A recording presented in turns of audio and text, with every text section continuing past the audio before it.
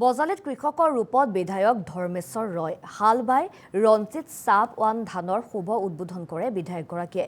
বিধায়কগৰাকীয়ে অংশ লয় কঠীয়া ৰোপণ কাৰ্যসূচীটো। বিধায়কগৰাকীক সংগ দিয়ে স্থানীয় কৃষকসকলে। আৰু এনেদৰে কান্ধত কঠীয়া লৈ বিধায়কগৰাকীক দেখিবলৈ পোৱা গ'ল পথাৰত।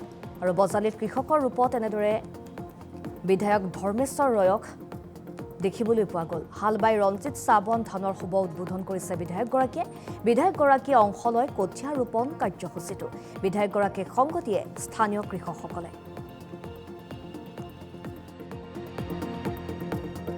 মই খেতিয়কৰ ল'ৰা, দেউতা খেতিয়ক আছিল আৰু সেই সূত্ৰে দেউতাৰ লগত সৰুৰ পৰা খেতি পথাৰত জড়িত আছিলোঁ।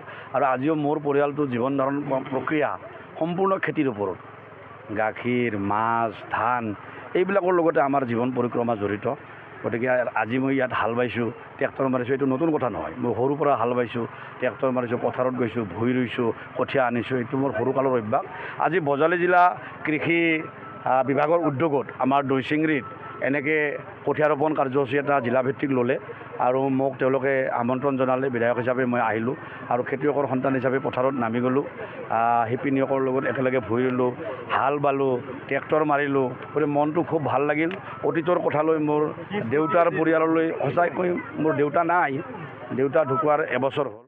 বজালিত কৃষকৰ ৰূপত বিধায়ক ধৰ্মেশ্বৰ ৰয় হাল বাই ৰঞ্জিত চাপ ওৱান ধানৰ শুভ উদ্বোধন কৰে বিধায়কগৰাকীয়ে। বিধায়কগৰাকীয়ে অংশ লয় কঠীয়া ৰোপণ কাৰ্যসূচীটো।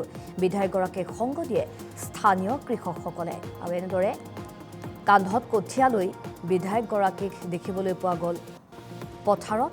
আৰু বজালিত কৃষকৰ ৰূপত এনেদৰে বিধায়ক ধৰ্মেশ্বৰ ৰয়ক দেখিবলৈ পোৱা গ'ল। হাল বাই ৰঞ্জিত চাবন ধানৰ শুভ উদ্বোধন কৰিছে বিধায়কগৰাকীয়ে। বিধায়কগৰাকীয়ে অংশ লয় কঠীয়া ৰোপণ কাৰ্যসূচীটো। বিধায়কগৰাকীক সংগ দিয়ে স্থানীয় কৃষকসকলে।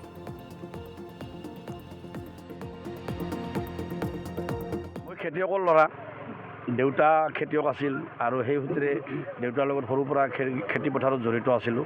আৰু আজিও মোৰ পৰিয়ালটো জীৱন ধাৰণ প্ৰক্ৰিয়া সম্পূৰ্ণ খেতিৰ ওপৰত। গাখীৰ, মাছ, ধান এইবিলাকৰ লগতে আমাৰ জীৱন পৰিক্ৰমা জড়িত।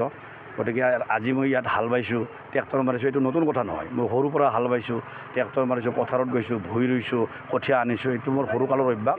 আজি বজালী জিলা কৃষি বিভাগৰ উদ্যোগত আমাৰ দৈচিংৰিত এনেকৈ কঠীয়া ৰোপণ কাৰ্যসূচী এটা জিলাভিত্তিক ল'লে আৰু মোক তেওঁলোকে আমন্ত্ৰণ জনালে। বিধায়ক হিচাপে মই আহিলোঁ আৰু খেতিয়কৰ সন্তান হিচাপে পথাৰত নামি গ'লোঁ। শিপিনীয়কৰ লগত একেলগে ভুই ৰুলোঁ, হাল বালোঁ, ট্ৰেক্টৰ মাৰিলোঁ। গতিকে মনটো খুব ভাল লাগিল। অতীতৰ কথালৈ মোৰ দেউতাৰ পৰিয়াললৈ সঁচাকৈ মোৰ দেউতা নাই, দেউতা ঢুকোৱাৰ এবছৰ হ'ল।